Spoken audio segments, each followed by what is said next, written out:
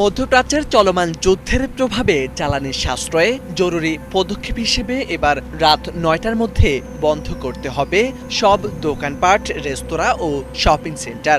এই ব্যতিক্রমী সিদ্ধান্ত শুধু ব্যবসা প্রতিষ্ঠানেই সীমাবদ্ধ নয়, বিদ্যুৎ খরচ কমাতে রাস্তার ল্যাম্পপোস্টের আলো কমানো, এমনকি বিজ্ঞাপনের আলোকসজ্জাও সীমিত করার নির্দেশ দেওয়া হয়েছে। নতুন নিয়ম কার্যকর হওয়ার পর সামাজিক যোগাযোগ মাধ্যমে ছড়িয়ে পড়া ছবিতে দেখা গেছে একসময় প্রাণচঞ্চল রাস্তাগুলো এখন নিস্তব্ধ ও আলোকহীন।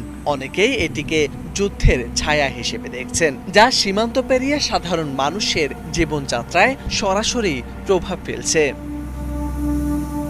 মিশরের সরকারের এমন সিদ্ধান্তের পর রাত নামতেই কায়রো সহ বড় শহরগুলো চিরচেনা আলোকসজ্জার দৃশ্য বদলে গিয়ে তৈরি হয়েছে এক অস্বাভাবিক অন্ধকার পরিবেশ। তবে সব খাত এই নির্দেশনার আওতায় পড়েনি। হাসপাতাল, ফার্মেসি, চিকিৎসা কেন্দ্র সহ জরুরি স্বাস্থ্যসেবা প্রতিষ্ঠান চালু থাকবে আগের মতোই। পাশাপাশি সুপার মার্কেট, মুদি দোকান, বেকারি এবং ফল সবজির দোকান খোলা রাখার অনুমতি দেওয়া হয়েছে, যাতে খাদ্য সরবরাহে বিঘ্ন না ঘটে। জ্বালানি স্টেশন, পানি ও গ্যাস সরবরাহ এবং শিল্প কারখানাগুলোও তাদের স্বাভাবিক কার্যক্রম চালিয়ে যেতে পারবে।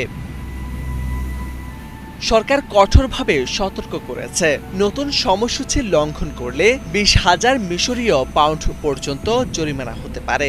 বারবার নিয়ম ভাঙলে দোকান বন্ধ বা লাইসেন্স বাতিলের মতো শাস্তিও দেওয়া হতে পারে। একই অবস্থা সুদূর কিউবাতেও।